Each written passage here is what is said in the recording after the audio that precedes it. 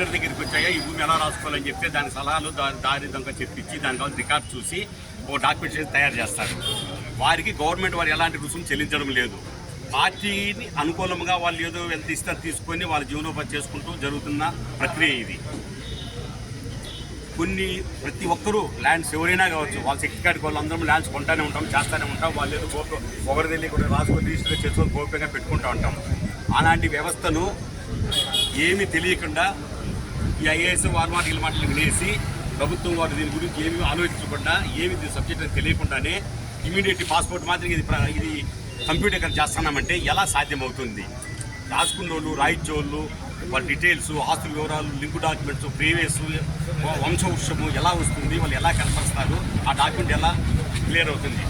మేము దాని గురించి స్కూటీ చేసి డ్రాఫ్ట్ తయారు చేసి మళ్ళీ తప్పులు వస్తాయని భయపడుతూ డాక్యుమెంట్ తయారు చేస్తే భయంగా ఉండాలి. ఏం చదువు తెలియకన్నా ఇంగ్లీష్ వచ్చిన సాఫ్ట్వేర్ పెట్టేసి సాఫ్ట్వేర్ రిజిస్టర్ చేస్తామంటే ఎక్కడ అది బాధ్యతగా ఉంటుంది? ఆ డాక్యుమెంట్ ఎడిట్ చేసి ఊరికో మార్చేస్తే ఏం చేయగలము? ఎక్కడ అది గోప్యంగా ఉంటుంది? సిస్టమ్ అంతా వాళ్ళ చేతిలోకి వెళ్ళిపోతుంది. ఏ నెంబర్లు ఏమైనా వాళ్ళకు ఉంటాయి, రేపొద్దున నెంబర్లు మార్పులు చేతి జరిగినా ఎవరిని మనం క్వశ్చన్ చేయాలి. ఇప్పుడైతే ఒక రైటర్ ఉన్నాడు, వస్తారయ్యా తప్పు జరిగిందంటే పలానా తప్పు జరిగింది, పలానా చూడే తప్పు అంటే దాన్ని రెక్టిఫై చేయగలం. లేదు, ఇప్పుడు మేము చేసి రిజిస్ట్రేషన్కు గవర్నమెంట్ వారికి అయితే రెస్పాన్సిబిలిటీ బిక్కలం వేస్తారు. రైటర్స్ డాక్యుమెంట్ ప్రిపేర్ టు పలానా బిక్కలం వేస్తారు. బిక్కలం వేసిన వ్యక్తి ఆ డాక్యుమెంట్ రెస్పాన్సిబిలిటీగా ఉన్నాడు.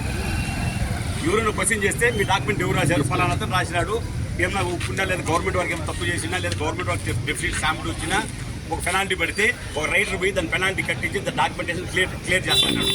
ఏ ముఖం తెలియకన్నా ఏమీ తెలియకన్నా జీవనోపాధి డాక్యుమెంట్ చేస్తారని సాధ్యమవుతుందా? దీన్ని నమ్ముకొని సుమారు 2 లక్షల కుటుంబాలు జీవనోపాధి చేసుకుంటున్నారు. గవర్నమెంట్ ఎలా పోస్టు కానీ ఎలాంటి వాళ్ళ నుంచి ఎలాంటి ప్రతిఫలం ఆశించక వాళ్ళ జీవనోపాధి చేసుకుంటున్నారు. ఇప్పుడు ఈ వ్యవస్థ పెడితే ఈ 2 లక్షల కుటుంబాలు వాళ్ళ అనుబంధం ఉండే వాళ్ళు సభ్యులు అందరికీ కుటుంబ సభ్యులకి అందరికీ జీవనోపాధి కోల్పోతారు. కావున ప్రభుత్వం వారు దీన్ని పెద్ద మనసుతో ఆలోచించి ఈ 396 జీవో రద్దు చేసి ముందు జరుగుతున్న పద్ధతి కొనసాగించాలని మీరు లేదంటే దస్తావేజ్ రైతులకు లైసెన్స్ ఇవ్వండి, మీ బాధ్యత అడగండి, మీరు ఏదో రుసుము చెప్పండి, ఆ విధంగా రుసుము చేసుకోవచ్చు. పాస్పోర్ట్కు మినిమం 10 yearsకు రెన్యువల్ అవుతుంది. ఇప్పుడు మన భూమి రిజిస్ట్రేషన్ చేసుకుంటే పాస్పోర్ట్ మా ఆఫీసులు మాత్రం మీకు రిజిస్టర్ చేస్తామంటే 10 ఏళ్ళకి మన భూమి రెన్యువల్ అవుతుందా?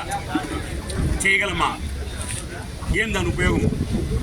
కాబట్టి ఇవన్నీ ప్రభుత్వం వారికి ఆలోచించుకొని ఈ 396 జీవోను రద్దు చేసి యథావిధిగా కొనసాగించాలని, అవసరం వస్తే దస్తావేజ్ రైటర్స్ లైసెన్స్ ఇవ్వండి, మీరు బాధ్యతలు ఇవ్వండి, విచారించండి, ఏదైనా మంచి తప్పు జరిగితే పనిష్మెంట్ ఇవ్వండి. అంతేగాని మీరు ఇన్ని కుటుంబాలు ఇళ్ళకి పంపించేసి మీరు ఏదో కొత్త సాఫ్ట్వేర్ మీ ఆదాయం కోసం సాఫ్ట్వేర్ తెచ్చుకుంటారు. ఈ సమస్య కాదు, దీని అందరం ఖండిస్తున్నాము. జై హింద్.